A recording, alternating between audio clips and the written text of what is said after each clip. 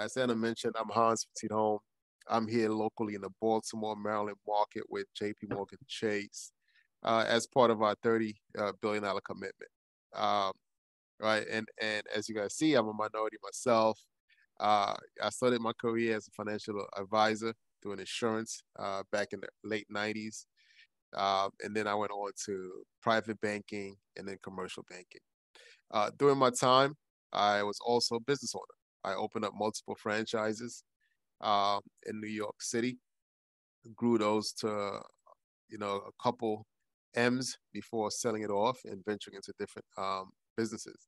I think for me, the experience of both being an owner and working on the banking side allowed me something that's very unique, right? And I've had the opportunity over the years to share that experience with all my clients.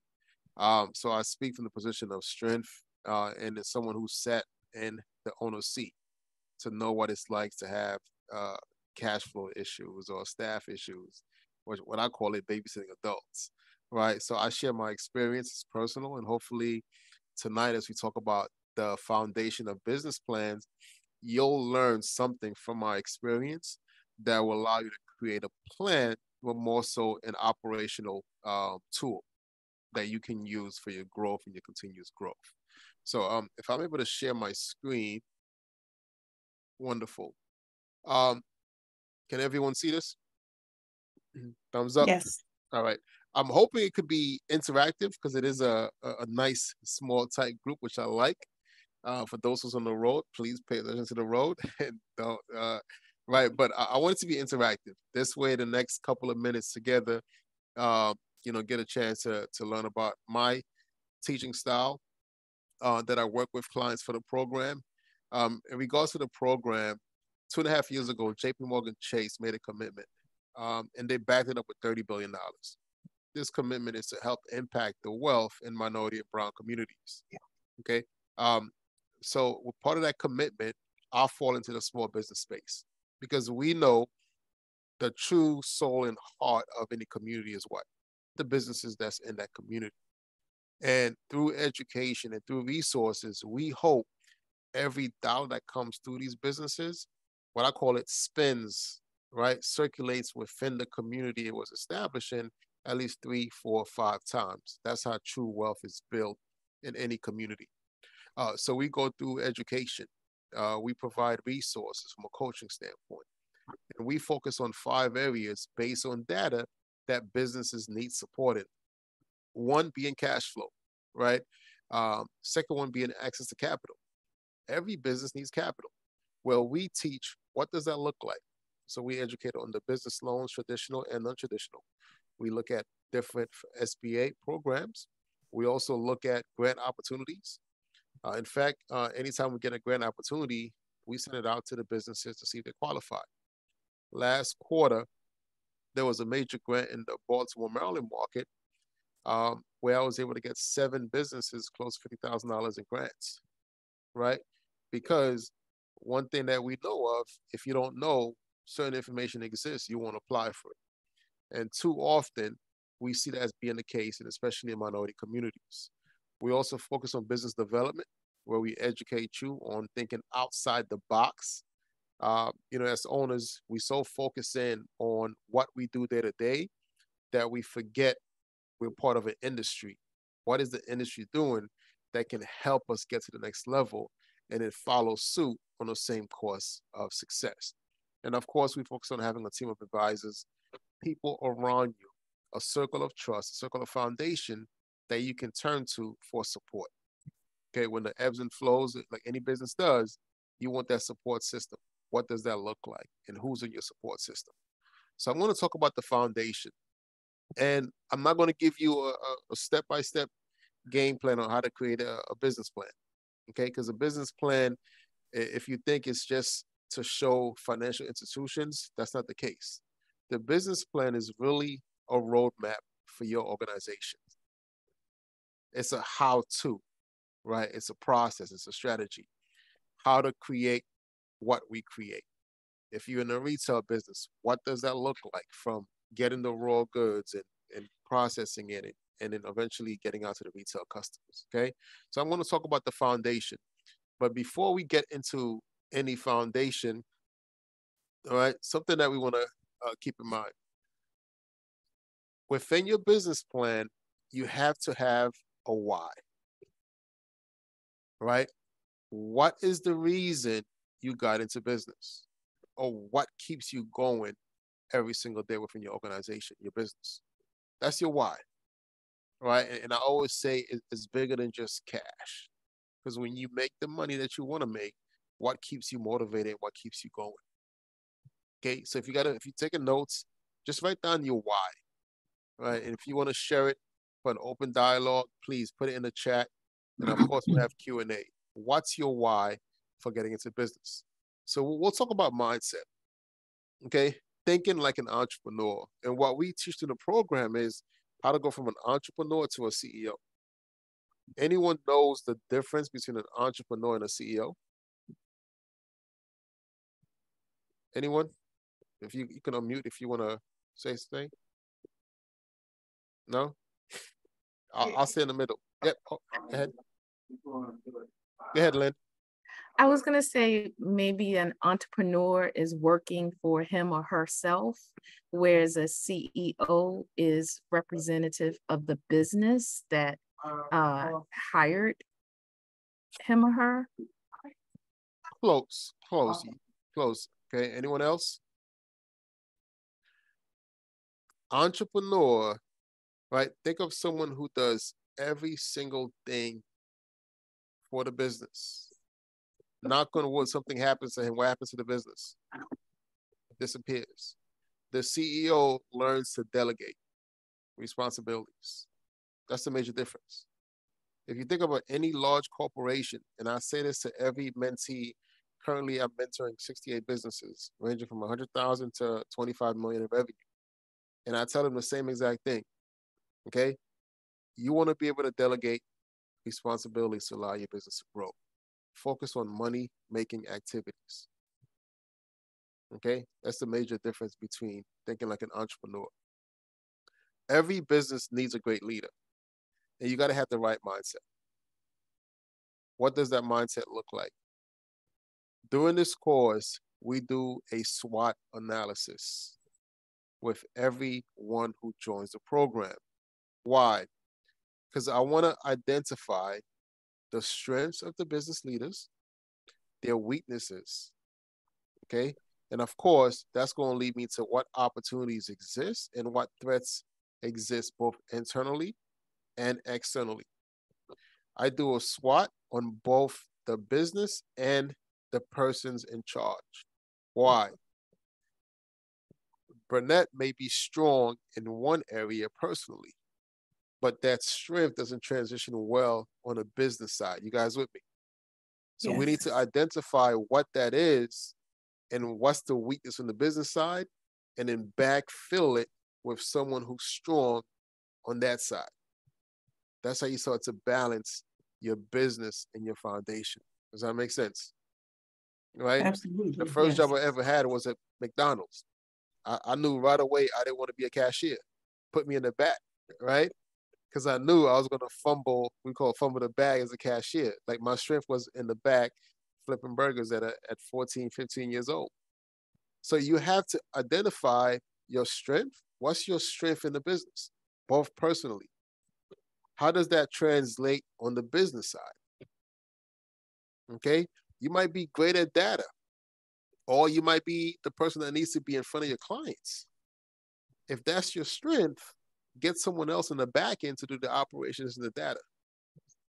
Okay, and then do a SWOT on your team members as well. If you have a staff, what's their strength and what's their weakness? Okay, if someone is strong at one aspect of the business flow, make sure they taking care of that aspect. This way you keep the employees sound and everybody else happy, right? You got to have the right mindset when growing business, okay? There's a concept we talk about, it's called the flywheel, being at the center of business, okay? If you think about a flywheel, right, it starts, it's heavy when you try to spin it. I don't know if you guys ever been in a farm or been part of a flywheel. It's heavy. We think something about the locomotive. When the locomotive is moving, it's loud and it's slow. What happens if it picks up momentum? You can't stop it. Same way with business. Once you get your processes down and you document everything, because that process you're documenting eventually becomes your business plan. That business plan consists of operations. It consists of business development. It consists of HR. You guys with me? It consists of the data and the income and the revenue streams behind that. So you document every single thing within your business. So if you don't have a business plan now, I guarantee you, if you spend one day and document every single activity that happens within your business, you'll come up with your business plan. Okay? No single action results in success. The business plan and the operation takes time. It's okay to go in and what? Change things, improve, change the processes, change the flow. You can update the business plan anytime you want. The business plan that worked pre-COVID does not work today because the business flipped. You guys with me? Right, before COVID, it was easy if you're in a retail to get staff. Now you can't find anyone to want to work. Right? So you have to make sure your business plan is aligned with today's economy. The fox knows many things, but the hedgehog knows one big thing. This is, again, going on the mindset. It's okay if you know every aspect of your business, but that doesn't mean that you personally have to be involved in every aspect of your day-to-day operations. Again, focus on the strength that you do for the business for growth and success. This is a question. Do you believe you can grow as a person? Anybody believe that they can't grow as an individual? We all do, right? We all believe we can grow, we can learn. Okay?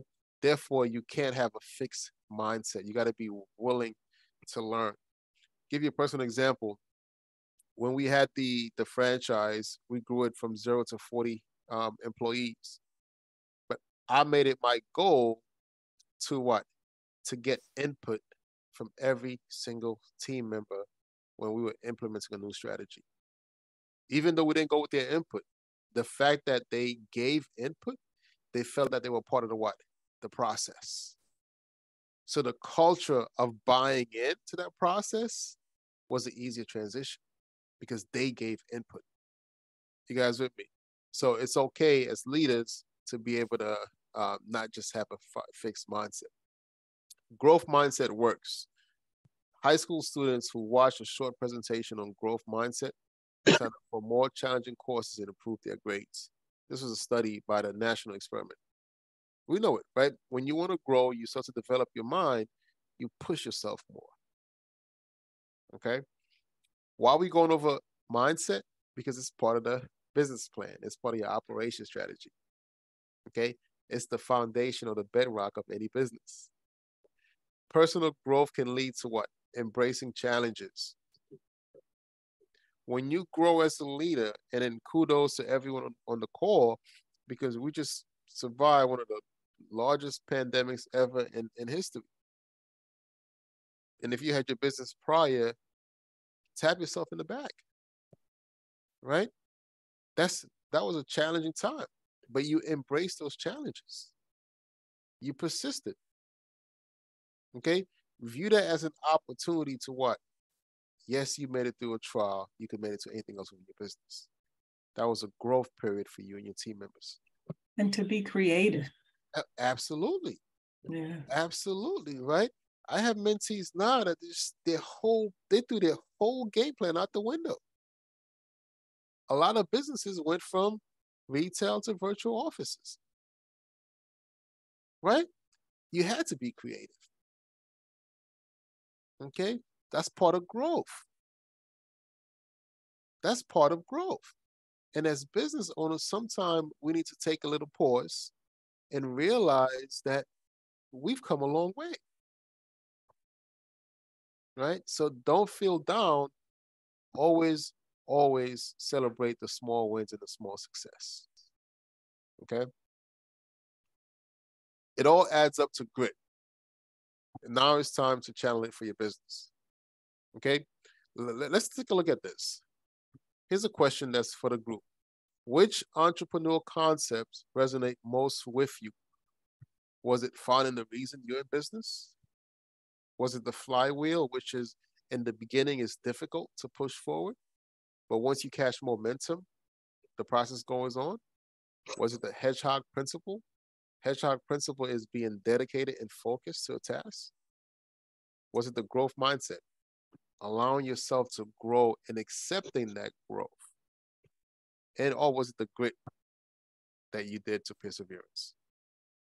Right? Put in the chat or just unmute yourself and just share with the team which concept resonate the most.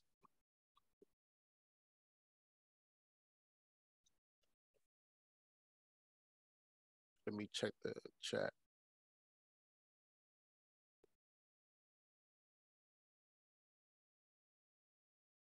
Anyone care to share? Where's my chat button? Can't find it. Oh, here it is. I found the chat button. Hey, mindset and grit, growth mindset. Wonderful, right? That's going to be part of your business plan. Right? And then you'll see as we further along. And again, thanks for sharing. Let me see if I can move this chat somewhere. I could always see it. Here's what you want to write down in your business plan.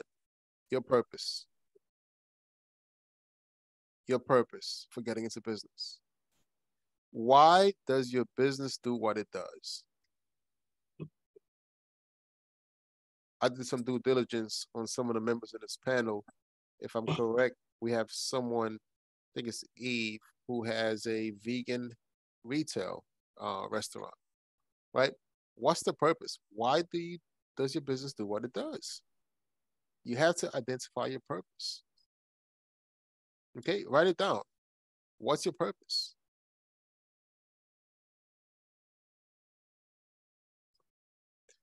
Right? Anne is going to send over a workbook, and the same exact workbook that you guys will have. You can write in it, take some good notes when you get it. It's definitely going to help you create your business plan. And then they'll teach you how to format it and put it together into one piece. Then you want to define your mission. Once you have your purpose defined, my business is I am in business because I do X. Right? Then you're going to define your mission. What's the game plan? How does your business do what it does? You define your purpose. Then you got to define how does your business do what it does. That's the mission. Okay? And then the vision comes into play. What big change is your business looking to spark in society? Right? Your purpose, your mission, your vision. That's going to be part of your business plan. What big change? What are you contributing? What's the impact to society?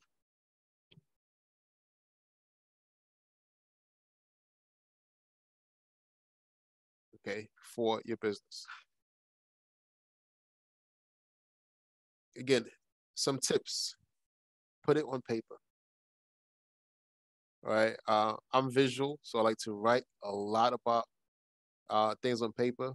Get it on paper.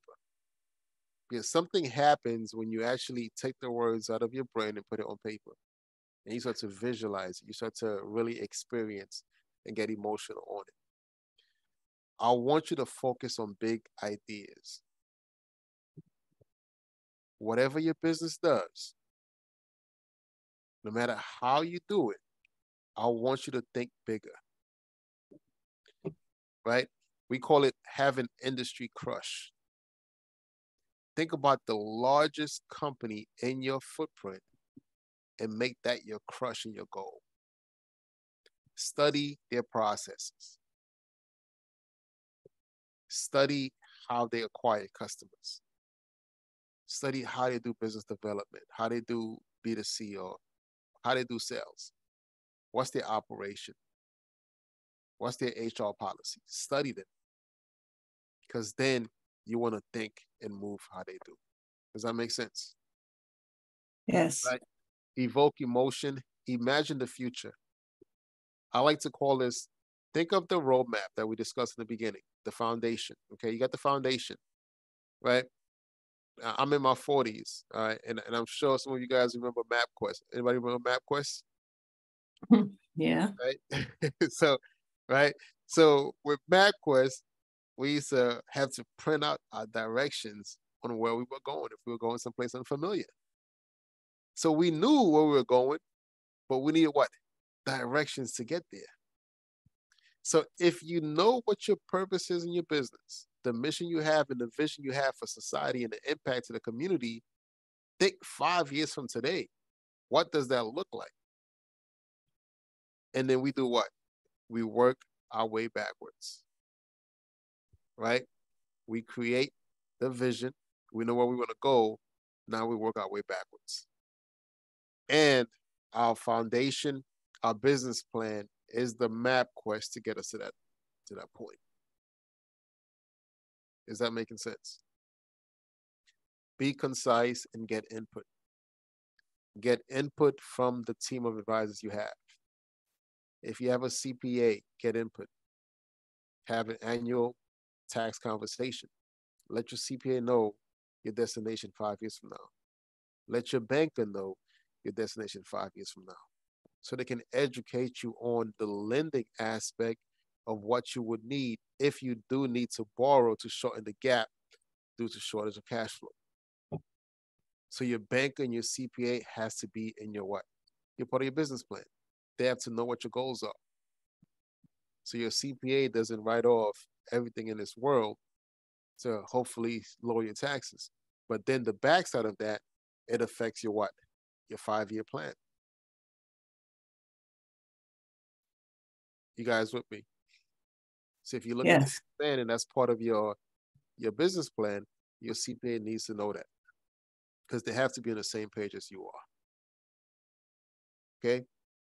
What about profit? Okay. Right. So big ideas. Think about how profit fits in. Because in your business plan, if you don't have one, most likely you're going to do projections or revenue or profit potential. How big are those numbers to you? Are you thinking $100,000? Are you thinking $1 million business? If you are thinking $1 million a year business, do the same thing. Envision it 12 months from now, and then what? Work your way back, quarter, monthly, weekly. So when you say, I want to make $1 million a year, think about how much revenue you need to bring in every quarter. Okay? Those numbers has to be what? Stamped in your business plan. Whatever it is. If you say, I want to make $1 million a year, what does that look like? Anyone can give you an idea what does it look like per quarter? $1 million a year.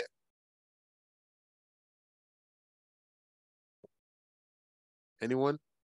Quarter, 250. 250. What is it monthly? 83,000. Break it down to weekly, 19,000. And per day, that's about $2,700 a day. So now, if your goal is $1 million, you know it's 250 every quarter. If it's 250 every quarter and it's $83,000 a month, the conversation with your team is, okay, that's 19,000 a week. That's $2,000 a day. If that's the goal, then you look at your processes. What are we doing daily? What activities are doing daily to generate $2,700 a day? Right? And that goes in your manual. That goes in your SOPs. That's part of the business plan. So you're thinking ahead. You're thinking big numbers. Let's say you aim for $1 million and then you fall short and you're at $800,000. Has it been a great year? Absolutely. So now I have a question. Yes. So in thinking about profitability, don't you also have to think about gross versus net. Net being, you got to think about what it's going to cost you to generate enough money so you have $1 million profit left over. Absolutely. But I'm thinking about $1 million gross. Okay. I'm talking gross. Now, if you're Okay. talking net, I like where you're going with that, Bernard. I like where you're going. Yeah, $1 million net. it's a bigger picture. It's a bigger picture. Yeah. Right? See that's what I mean when I say think big. Now to do $1 million net, right? Usually your expense is what? 30, 40x that amount, depending on the type of business you are. If you're in retail where you have product base, you may have more expenses. You may have a 10 to 15% profit margin. But if you're in a service-based business, you might have 30, 40, 50% profit margin. Right. Okay? But the idea behind profit is think big. So then you know where you are. Right? Because that's going to fuel what? Growth. It's going to fuel expansion. It's going to allow you to bring on more full-time employees to help with the growth. I like that, $1 million net. I want to start using that in my examples. Again, in the workbook, we do have a SWOT analysis we talked about. Right? And then if I was to dive in, let's see if I can pull it up real quick, into the strength conversation. Give me 1 second.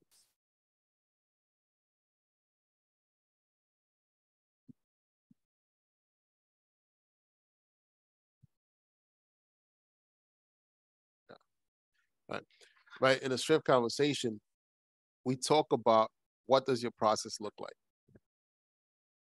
Tell me what's unique about your process. What separates you from XYZ company? You gotta know what your process is.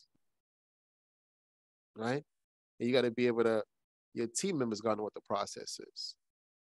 So if you call out or you're going on vacation, in the back of your mind, you're 1,000% confident that your team knows what? The process. So remember what we said in the beginning, right? The difference between the entrepreneur and the CEO is what? Delegation.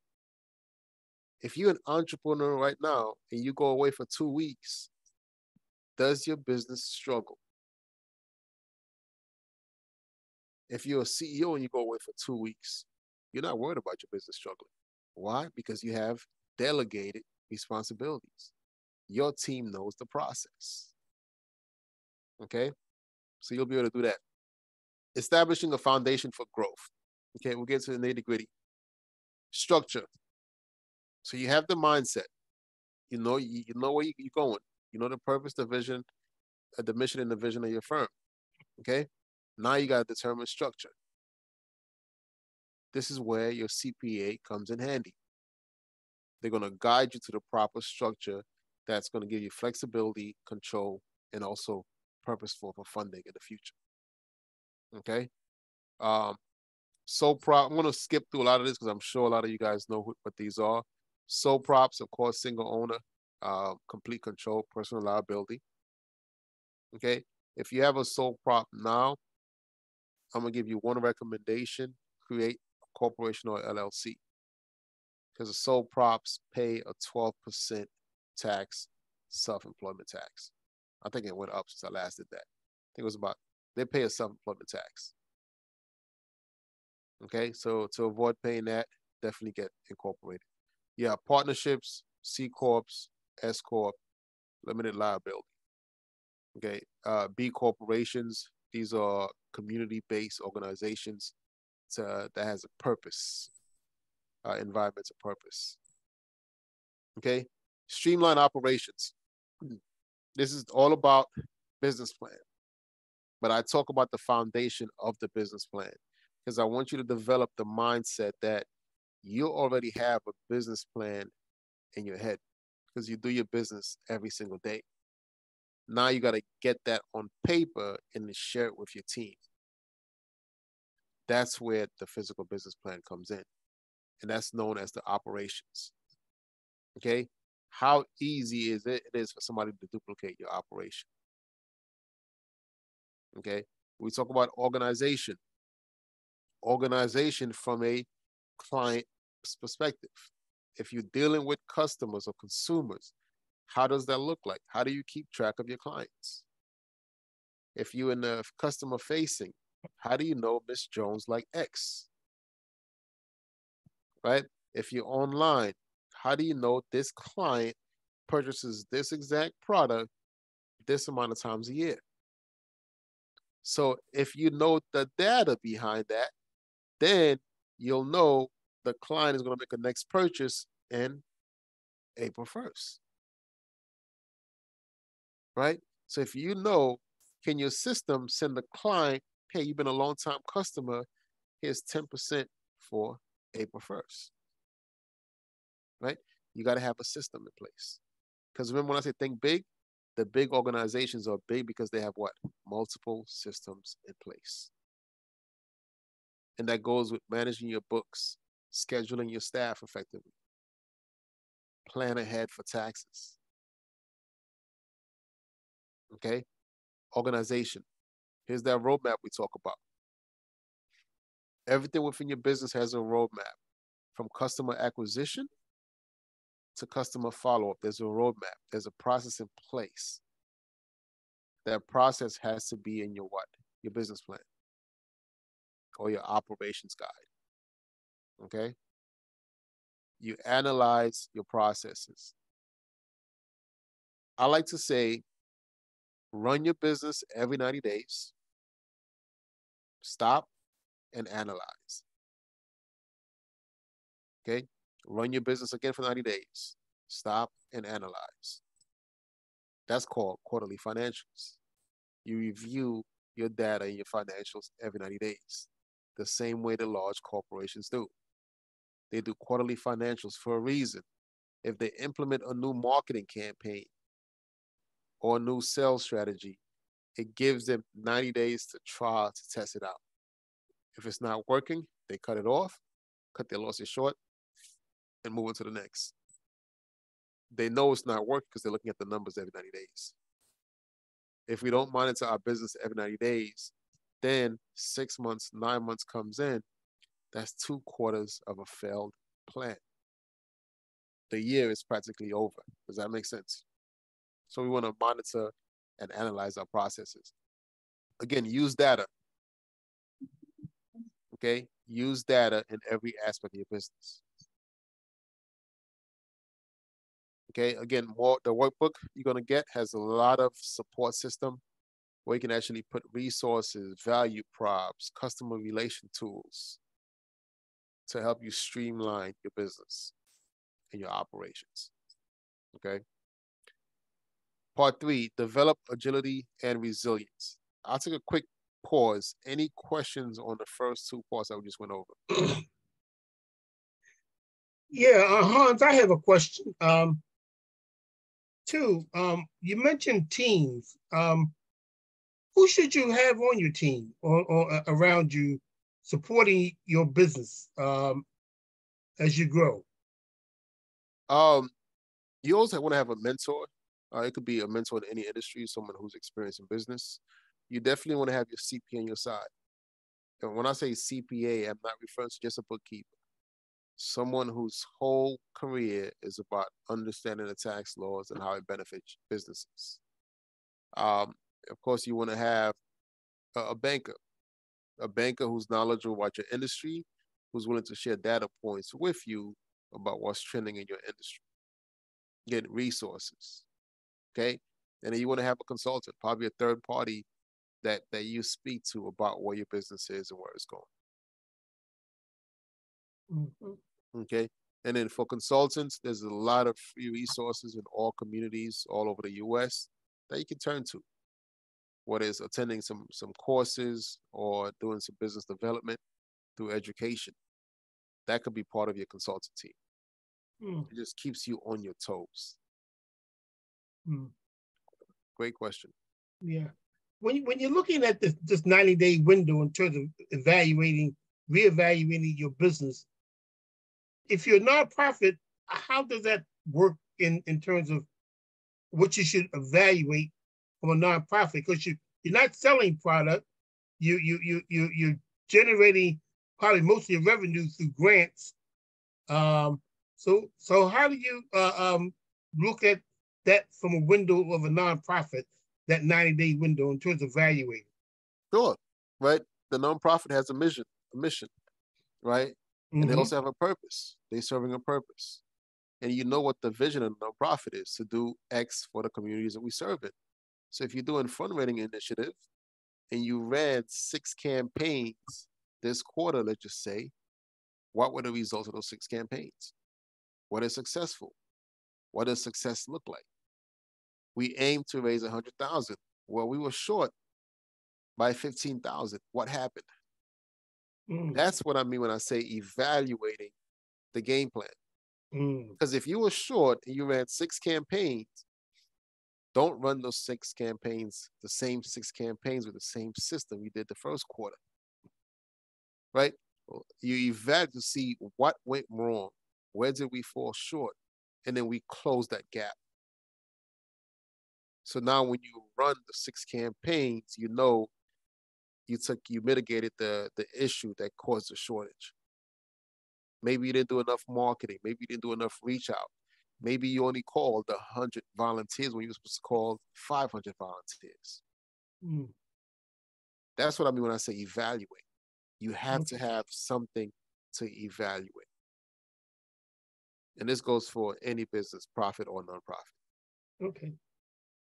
Thank you. Yep. Great question. Yeah, I wanted to make a comment as well. Yes. I'm a little hoarse, forgive me. A lot of time when I'm going back to mindset, because sometimes I think that as nonprofits, we think that a nonprofit is less than a for-profit, or we shouldn't, or it's not a business, right? But a nonprofit is a business. It's just the way it's defined through our tax code because it's a 501c3. So I just wanted some clarity, is that sometimes that's the mindset of sometimes the way people think is that you shouldn't run a nonprofit like a for-profit because it's not a for-profit, but it's still a business, correct? Yeah, I think you should absolutely run a nonprofit like a business. That's why most nonprofits. But a lot of people get into trouble because a lot of times when we have a lot of I guess you could say nonprofits that especially in our community, right? When we have a lot of nonprofits that do social justice kind of issues, or like a B Corp that's not a B Corp, right? Is that we don't look at it all the time as a business. We just look at it as serving the community. So sometimes we don't have all the books and all documentation because we are quote unquote social entrepreneurs, right? So in the social entrepreneurship, we may not have even gotten to the CEO part because we weren't keeping all the documentation, or our books wasn't together. And then we can't get the correct funding and all that kind of stuff. So that's the reason why I'm saying it, because I've seen it happen with a couple of different nonprofits, because the mindset was thinking that, oh, this is a nonprofit, but not thinking that a nonprofit is still a business. Correct. And this is why nonprofits have boards that holds one another accountable, right? And then with the nonprofits, within the doctrines of the nonprofit, there should be what? Regulated minutes that says we have to meet X amount of times a quarter. And all decisions have to be made. And that's why you always have a third party doing the books for nonprofits. All right. So yeah, it is a huge business. But it goes back to having that foundation in place. Great questions. Okay. This one I think it also speaks why you have to have that continuous education piece. Oh, absolutely. We've talked about. You just have to constantly be training and teaching your people how to, really be have some stamina and integrity and consistent, the things that really make for character and for strength. You just have to make sure that you're always developing your people, and the cooperative environment in particular. Especially in our communities. right? Yeah. And, our communities we lack trust, right? It's a big lack in our community is the trust factor, right? Yeah. And then we see that too often. Asada has her hands raised. Is that you have another question, or that was the one you was? Yeah, I just wanted to say about the I mean that I think it's a difference when we talk about systems versus a like business mindset. So I'm just mindful, um, like my board president, because I work in the cooperative for-profit sphere, and of course one of my core works is in the nonprofit that I'm the director of. But I'll never forget my board president said to me one year, when I was resistant to take a raise, he said, "We are a nonprofit. So what that means is that, you know, these resources are supposed to be depleted and utilized in service of our mission, right?"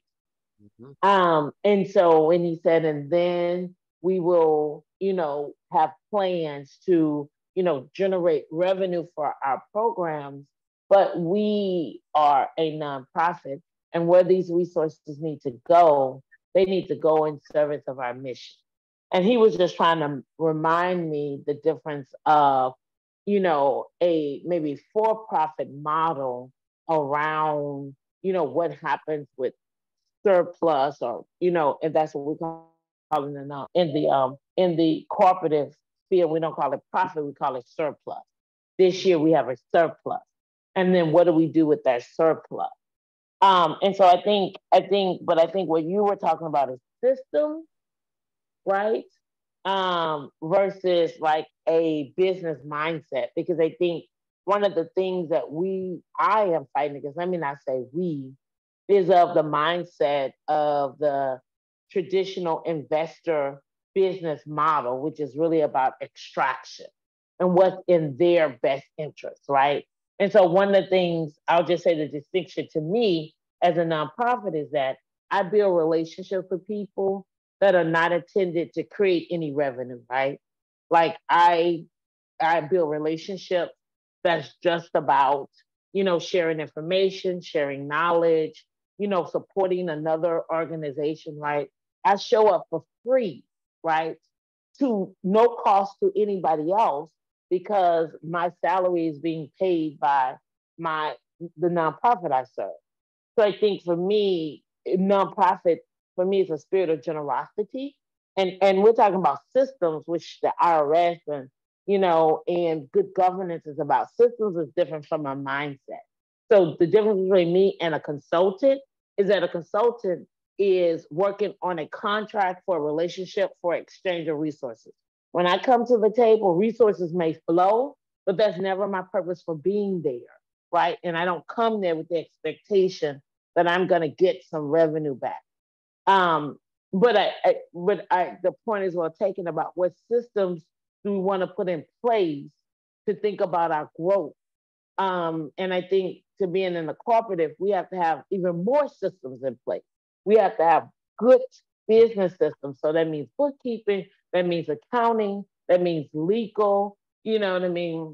Working on our local, our state, our federal tax obligations, all of that. And then we have to have another set of systems for our member owners, right?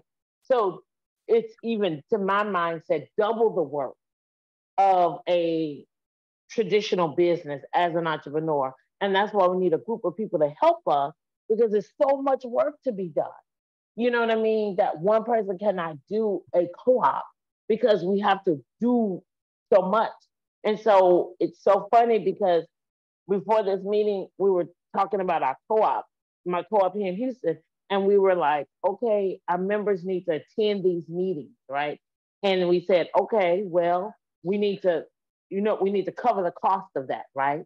So it's not that being at these meetings is going to create any revenue, but they're going to get some knowledge and some training, and we have to cover the cost of that, right? So it was almost like a nonprofit mindset, not like we're going there because we're going to meet somebody, we're going to get a contract, but we're going there because this is going to build our knowledge. And so, I mean, I think it's a kind of it's a double mindset. We have in some ways qualities of a nonprofit, and then some ways, in a lot of ways, you know, ideas and pieces of a for-profit. So the co-op sits, I think, in both worlds. And it's a challenging world, a challenging way to think, in a way where it's always about competition. And I think I want to differ with you when you say find the most successful people like in your industry and do what they do and think about that, because that's why I created the businesses that I created, because I didn't like those people. I didn't like the way they did business, right? I don't like the way they get customers. I don't like the way they treat their customers. I don't like what they do with their revenue, right?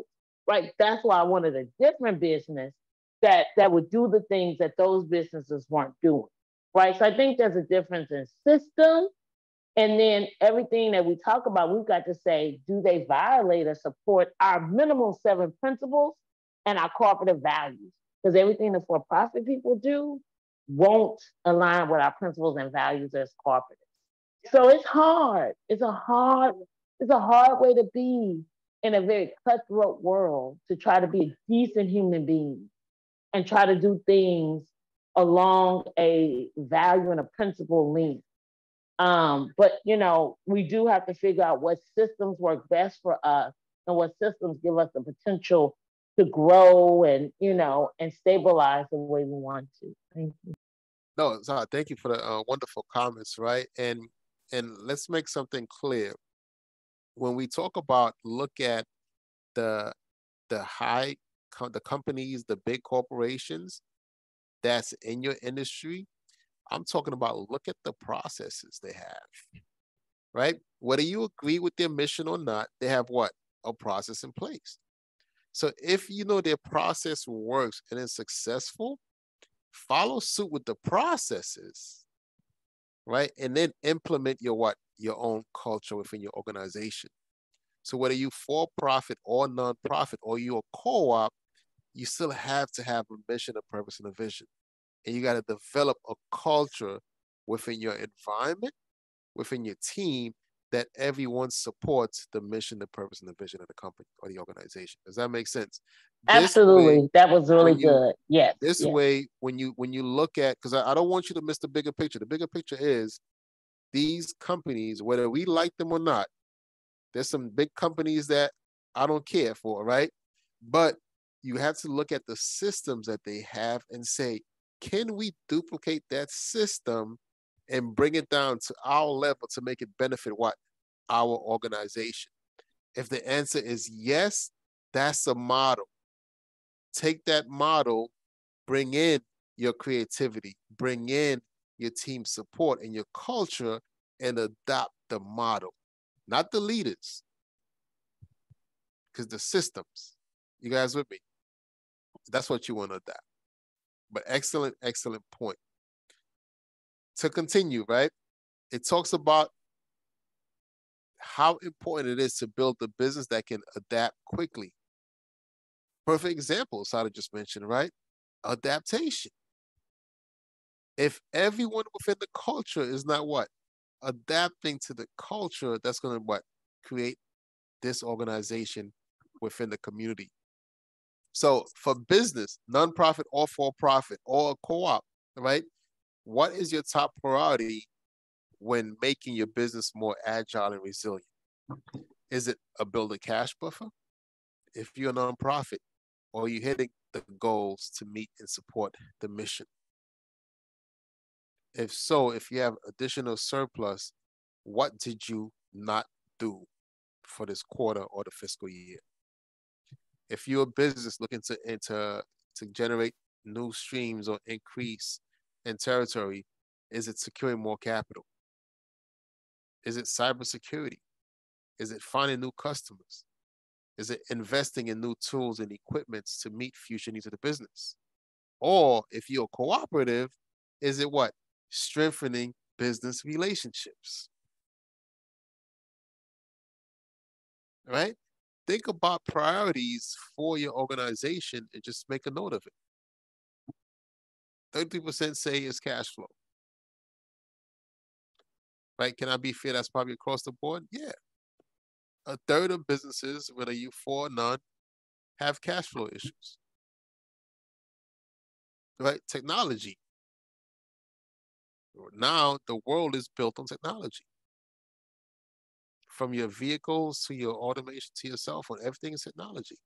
Are you adapting to technology for your business? Go back to if you're raising funds. How are you raising funds? Do you have email marketing campaign? Do you have different technology to capture those funds when they come in?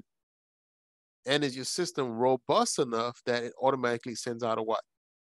A 1099 form to members who donate? Or do you manually input that data every single year? Okay? How fast are you adapting technology? Okay? Are you protecting your business?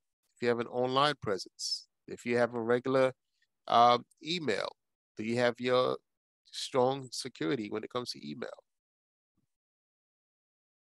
These are all about adaptation. And of course, that goes in your business plan. What's your processes? Okay, for your business plan. Okay, you skip on that. Digital banking, we probably could speak on that as well. And this is one of my favorite parts of this presentation is putting people first. Putting people first. In the beginning, I mentioned when we created any new strategies for the team, we got everybody's input because we wanted them to feel part of the team. Think about your dream team for your organization. When I speak organization, I'm talking about for-profit, non-cooperatives, or B corporations, right? I'm talking about just across the board. Think about your ideal team. What's their work ethic like? What's your ideal visionary?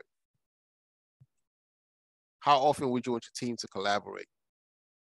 How diverse do you want your team?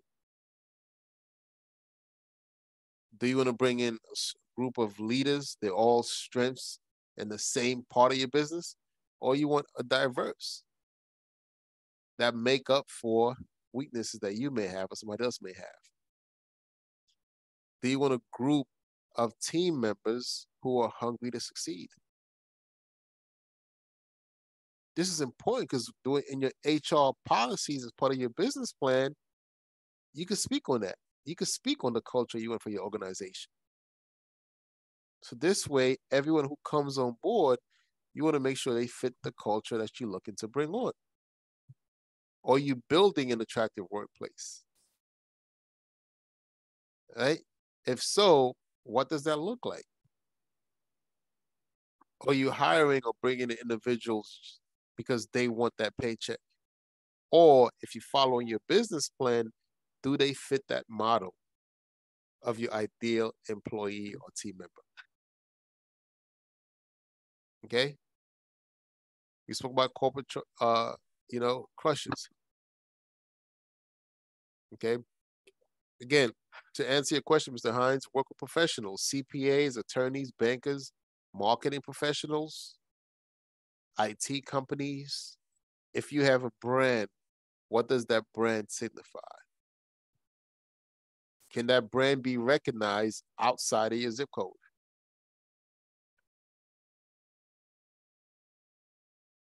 Right? In your business plan, you got to have a slide on marketing, brand development. You got to have a slide on culture within the organization. What does that look like? Okay.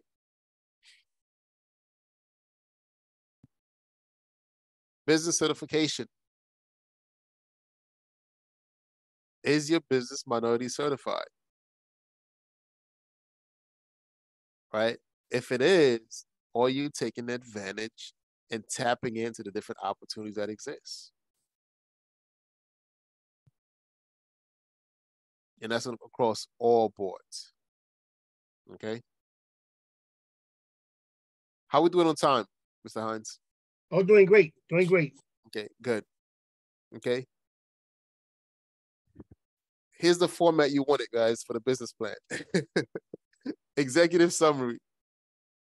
A landscape of your competition, describing your legal structure, and of course, talking about your strategies for marketing, how you sell to your customers, what's the culture like for your organization.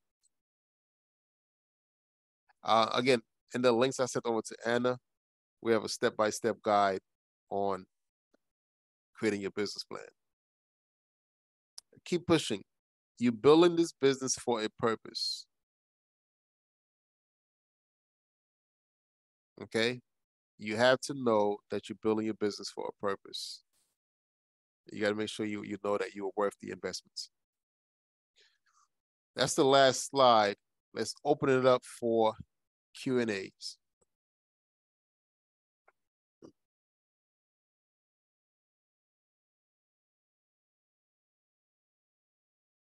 Where's the chat? Okay, I see the chat is going.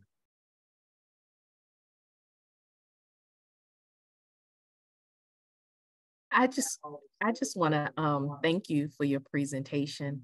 I think I know Kim and Marvin will probably laugh when I say this, but I think for me, I oftentimes struggle with that nonprofit mindset and moving forward in terms of that business structure, taking into light what Sister Asada shared earlier about, the purpose for the nonprofit, but understanding that in order, and I had a nun tell me this years ago, that in order to make a difference in a community, you have to have money.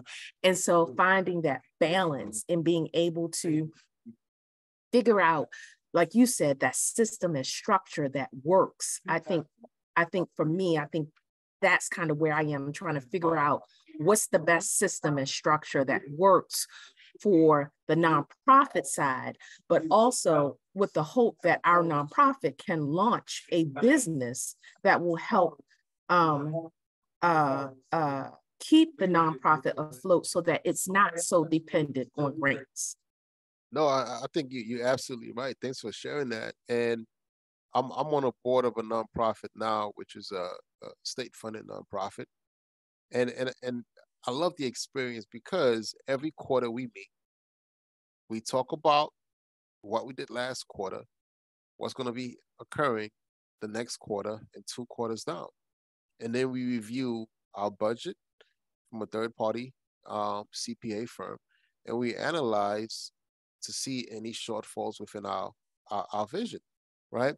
So when you think about structure, and this is why I say have a corporate crush, whether you like the organization, I don't know, right? But their structure is what I want you to pay attention to. Forget the politics, forget the emotions. Look at the pure heart structure. Look how the nonprofit is organized.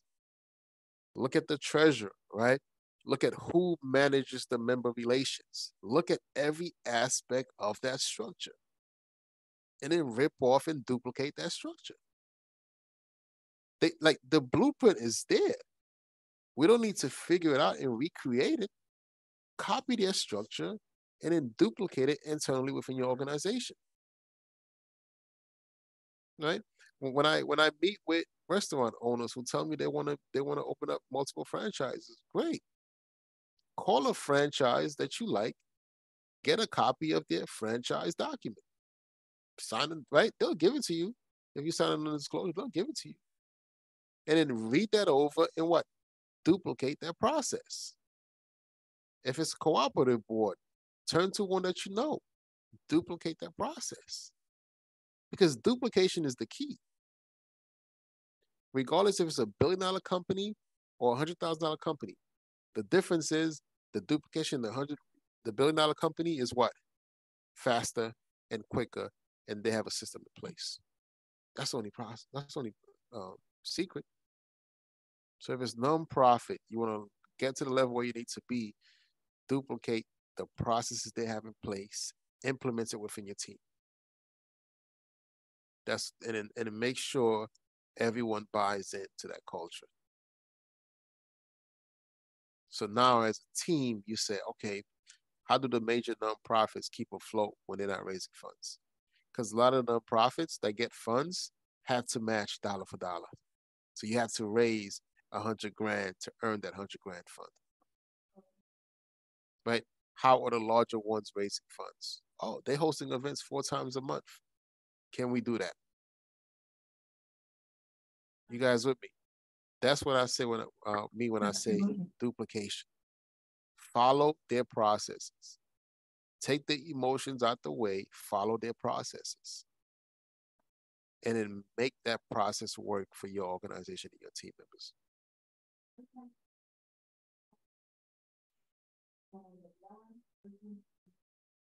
Yeah, so just to piggyback off of what Lynn said, so Lynn and I work together.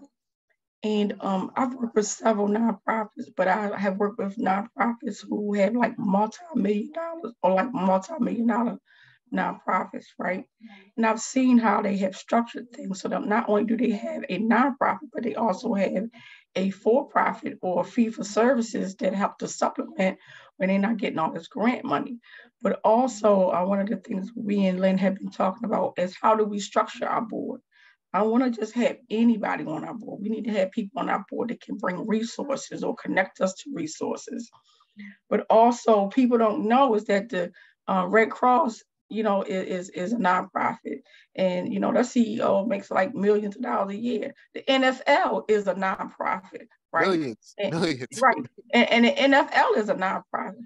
And, the National Football League is a nonprofit, right? So I agree with. So I'm glad you're talking about how we how we look at different organizations and we take the process and put it to what it is that we do, right? And forget all the, shenanigans that goes on, right?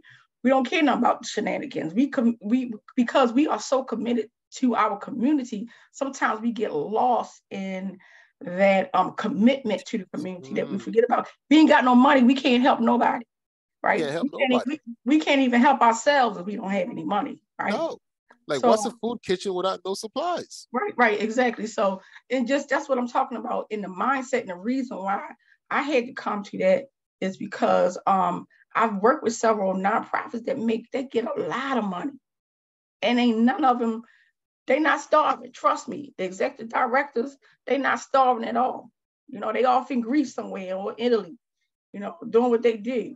You know what I mean? So that also ties back into when you was talking about the difference between entrepreneurship. So there's a difference between a social entrepreneur as well as not just a CEO, but an executive director, if that makes sense. No, right? Absolutely, right? And this is why I want everyone to think bigger. When you're putting together your board, think bigger, right?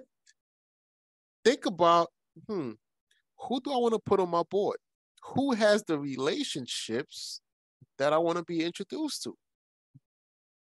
So when you're thinking bigger, it's not a matter of, okay, I don't want to call this person because they at this level. No, let me call this individual.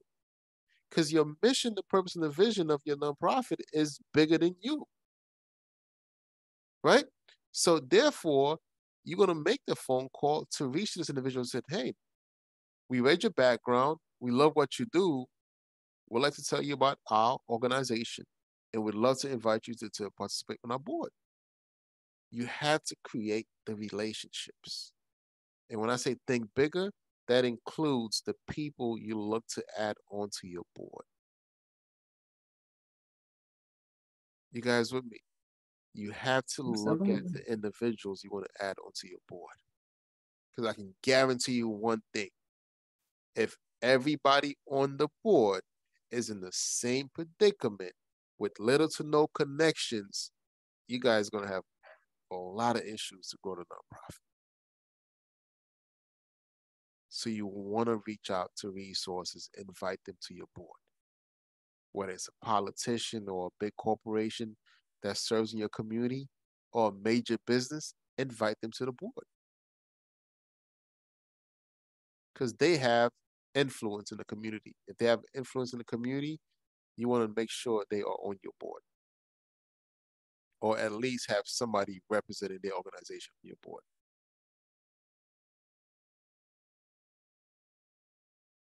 That's what the major corporations, the nonprofits have found out. If you look at their boards, it's all shareholders of multi-million-dollar corporations. And of course, the money does this way, right? Because they have the relationships. Any additional questions while I try to read the chat?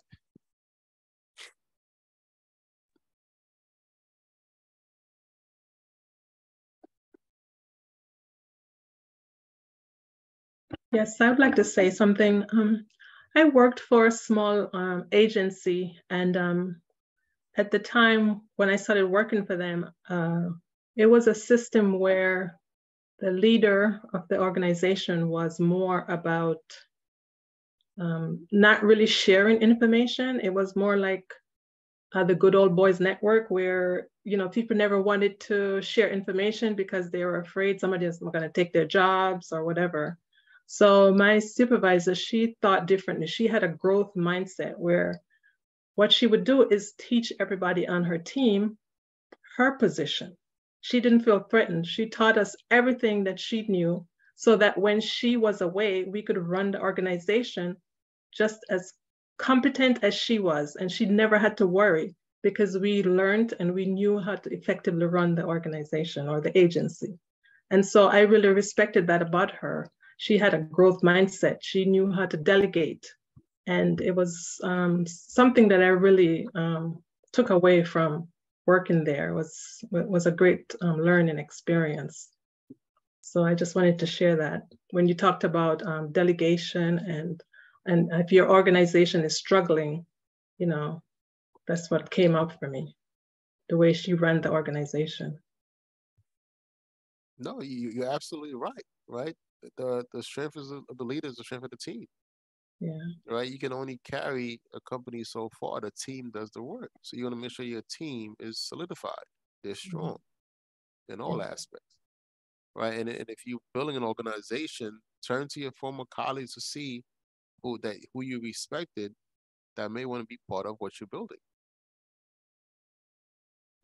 Right? Because we have to get in this mindset that it's the community that's going to help us. But the community doesn't necessarily mean our zip code.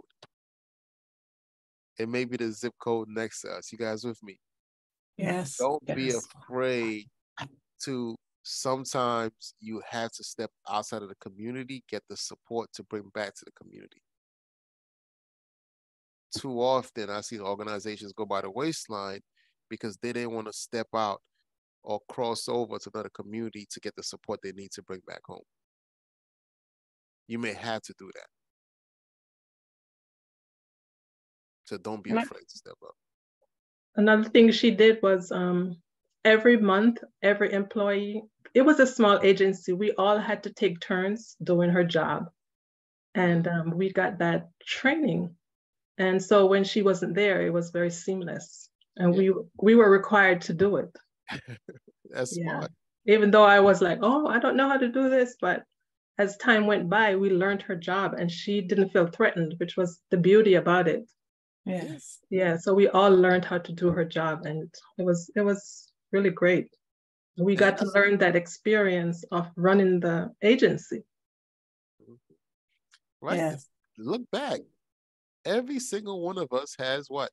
Picked up skills over numerous jobs over numerous years. Those skills are transferable.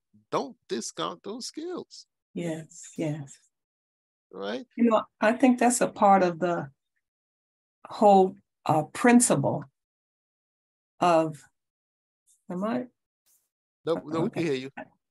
Yeah, I think that's a part of the whole principle of leadership versus a leader. With leadership, you can toss the ball to whoever you need to toss it to at any given moment, and they can handle whatever is required because you're working with a principle of leadership where everybody gets to understand. And that's a part of what I think we can build into these cooperatives as a part of that training and teaching and so forth is, this principle that is not just one leader, it's leadership. And I think that'll benefit our whole community because right now we're looking for leaders and we should be looking within ourselves for some leadership strength and principles that can be a touch point for whatever it is we're doing. That's a great point, right? Make it a part of your mission to teach and train and develop people to be on your board. Because Yeah. we take it for granted, we're going to start a cooperative and we're just going to put individuals in these seats. Well, do they have the skill set to be in those seats? If not, how can we get them there? How can we train? We leverage our knowledge, our resources to get individuals to these seats and train them. Yeah, Like, because 'cause we that's take for it the for long granted. haul. That's for the long haul. We have Yeah, to you got to teach put them in a to train. foundation that's going to sustain this thing. Sustainability Yes. becomes the issue. You can do it with the people right now, but what's going to happen 5, 10, 15, 20 years from now? There you go. What's that to sustain it? It's got to be the consciousness of the people No, who are with you and who are coming behind you, mm. and people who may never even know your name. Oh, amen to that. Yeah. Legacy. Also, this is Eartha. Also, one of the things that I learned.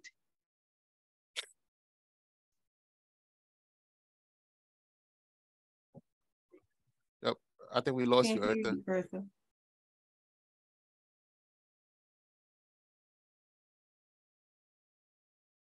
Can you hear me now? Yes, we can hear you now. Yes. Can you hear me now? Yes. Maybe not. No, we can hear you. Okay, can you hear me now? Yes. Probably not. I think she's having a delay. I don't think she could hear us. I can hear you guys, but cannot hear me? Let me go Yeah, out and come back. We can hear you. We can hear Oh, you. you hear me now? Yeah, we can hear Okay, you. good. Loud and clear. I was saying one of the things that I learned, and it took me a while, but also with leadership, a good leader is also a good follower. Because a lot of times it's not just your people that you're pulling the team together, but when you listen to your team and you listen to people outside of your team, you can learn a lot. We sometimes when I go out and I think I'm doing good for someone, like you said, I gotta listen, because what I think is maybe good for somebody and I'm not really listening to what their needs are. Say for instance, a lot of people are giving away food to the elderly or giving away food. But a lot of times people need you to cook that food, because you can give them a whole box of food and they look at it like, duh, what I'm supposed to do is I'm 85 years old. And even though I'm getting a box of food and, delivered to me, is not really benefiting me, because I really need also the extra services of someone preparing the food or doing that. So now that I'm doing this community service, I listen more, you know what I'm saying? Because a lot of things that we're trying to develop with these nonprofit organizations, we need to be able to get the information from the people that we're servicing to make sure as we develop these nonprofit organizations, we're really having the input from the people that we're servicing. Yeah, you're absolutely right. And another one I wanted to mention, I think I didn't get a chance because my phone is acting crazy. And I know some people that know me, I'm kind of skeptical sometimes of where we're getting money from to fund these nonprofit organizations, and determining the money that we go after, and depending on who's giving us the money, as they quote in my frame of mindset, is what strings are attached to that process. Is also sometimes I wonder, because like you said, there's a lot of funding out here, but sometimes the way that they want you to utilize the funds that they give you may not always be what you particularly envision of using those funds for. That's where you got to have some integrity to your own values and culture. Yeah, correct. It goes back to what the mission, the purpose, and the vision. And what's the culture you're building with the members in your cooperative? Everybody has to be on the same page. Everybody has to be trained up, right? Like you said, trained to understand the culture. Yeah, and I just want to piggyback too on what you were saying about what Dr. Burnett was saying about, training people to be on the boards. I had a coworker of mine who she could write like federal grants like in her sleep. And she started to teach her daughter in elementary school how to write. So she was a English, she majored in English, but she was also a lawyer. So she could write like crazy. But she started to teach her daughter how to write like that. So that when her daughter got older, her daughter could write just as good as her, but better than her, to help go after some, like funding or whatever it is that she wanted to do. And now her daughter's a teacher and she still does the writing and thing. But just to say how she was cultivating her daughter, no matter to where she wanted to go, whether it was in teaching or writing grants or whatever, but she started to teaching her the process and how to do things, right, as a young child. So just to throw that out there. Oh, absolutely. Absolutely. But overall, was this helpful? Kind of give you guys, I know you came in for a business plan. I don't just usually be like, here's a business plan format. I think you got to deep dive into the mindset to really identify why you're doing what you do, right? And then learning the process you have in place now, and then creating a business plan. Because you already have the business plan in mind. You just got to put it on paper and develop it into a structured process. This was very helpful for me. It made me realize how much more work I need to do. So thank you. Indeed, it was helpful for me as well. As we're moving forward with the different proposals, now it's how do we shift those proposals into a business plan? All right, all right. No, this was fun. This was fun. I Yes. enjoy speaking, and I'm glad I had a chance to also learn from every single one on here. Thank you for making it interactive. Yeah. Yes, I think planning is a topic that we all could benefit from. Just how do you think through what it is that you're intending to do? And so I think you gave some really good, insightful, yes, rather than just the run-of-the-mill routine, do A, do B, do C, you gave us things we need to think about and think through in terms of where we're starting and where do we want to end up and how do we plan to get there. And so I enjoyed it. I think it was very useful and helpful and a whole nother approach to business strategy. That's it, right? And Thank you. No, you are welcome. You are welcome. And again, I invite you all. That's my contact information. And if you got a question, shoot it over. Right? I think I'm a servant, right? So if I know information that can be helpful, I'll share it. I'm just in a position to do so. Thank you. Thank you. Thank you. You are welcome. Thank you for again sharing your knowledge and your wisdom and your experience with us. Oh, you are welcome. Thanks for inviting me, and I look forward to just supporting the ongoing efforts that you are creating through our communities all over the country. So I'm humbled to be here. Thank you. Thank you. All right. Well, everyone, you guys enjoy. All right. Well, folks, we've concluded session number 5. Yeah, we're on the roll. Anna's going to send out. Anna, you're going to send out the workbook. Yes, Hans shared it with me and some also additional resources too. So great. all of them and also the presentation. So okay, I'll share it all next Monday. Okay, all right. Well, good. Well, folks, and let's say some lasting questions that you may have, or comments you'd like to make. Yeah, I did put it in the chat, but Hans probably hadn't looked at it. But are you working with Will Holmes as well? Yes, I do attend a few of Will's panels. So from time to time, he'll invite me to speak. Okay. Kim, are you located here? And where are you located? I'm right here in Baltimore. My sister-in-law works a lot with Will, and I've worked with Will in the past as well, years ago. Yeah, Will is amazing. Another great resource.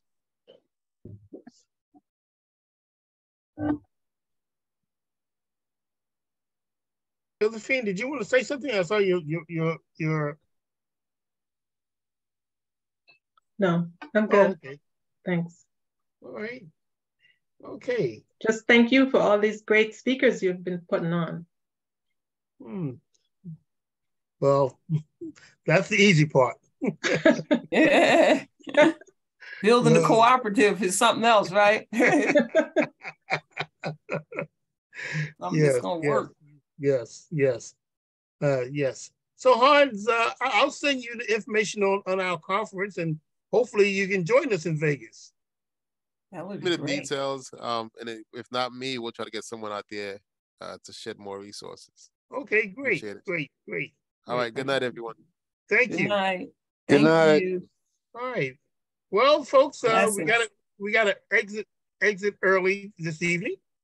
Anne is going to send out the booklet and the other resources, and as well as this video. And you'll probably get that sometime Monday. Will we get the slides also? The Yeah. booklet, the slides, and the video. Okay. Mm-hmm. Yes. So so here we are. There's some pressing questions or comments folks want to make. I'll make a comment, even though I'm hoarse and I hope you all can hear me.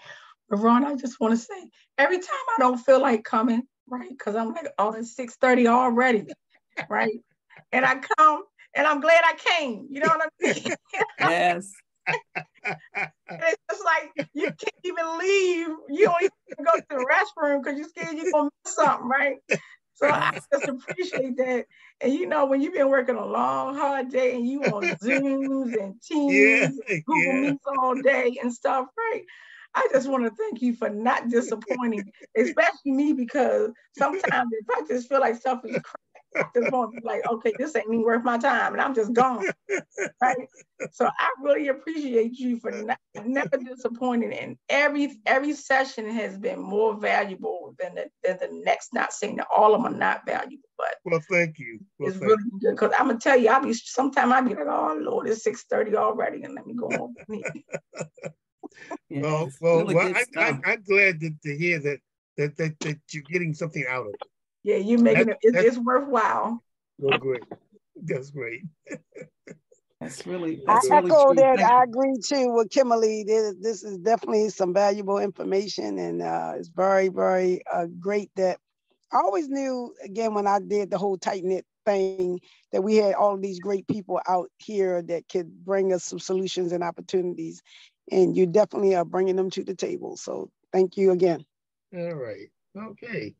You know, and it's also really great building this community, you know, feeling a sense of each other and where our mindsets and hearts are in you know, what we're up to.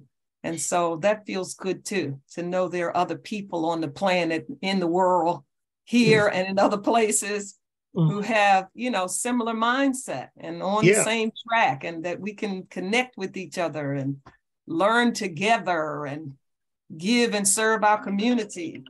So, yeah. Well, I do want to, I don't know if I shared with you, but we are developing a women's business center in Baltimore. And it's entitled the Ella Baker Women's Business Center. So we hope to have it up and running sometime in May, probably going into June.